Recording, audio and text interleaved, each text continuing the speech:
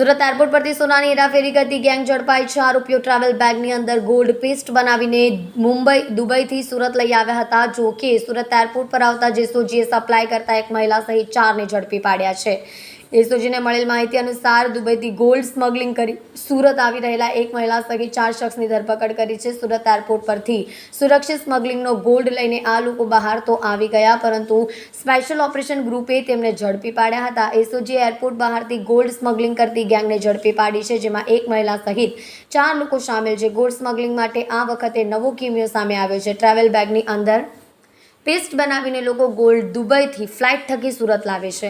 બેગની તપાસ કરતા તેની અંદર પેસ્ટના માધ્યમથી ગોલ્ડ મળી આવ્યો હતો। ત્યારબાદ એસઓજીએ પોતાના જ ઓફિસમાં સોનાના ઘરેણાં બનાવનાર કારીગરને બોલાવીને તેની તપાસ કરી હતી। ગોલ્ડ નીકળ્યું હતું। કુલ 900 ગ્રામ ગોલ્ડ આરોપીઓ દુબઈથી સુરત લઈને આવી ગયા હતા। એરપોર્ટ પર કોઈને તેની જાણ સુધી થઈ નથી।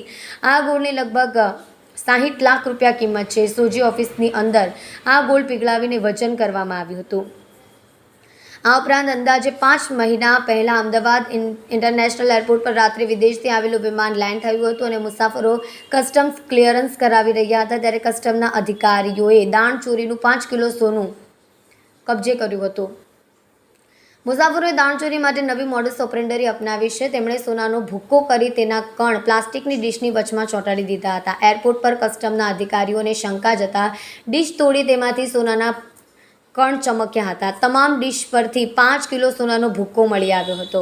દાણચોરીના 5 કિલો સોનાની સાથે 2 મુસાફરોની અટકાયત કરી હતી।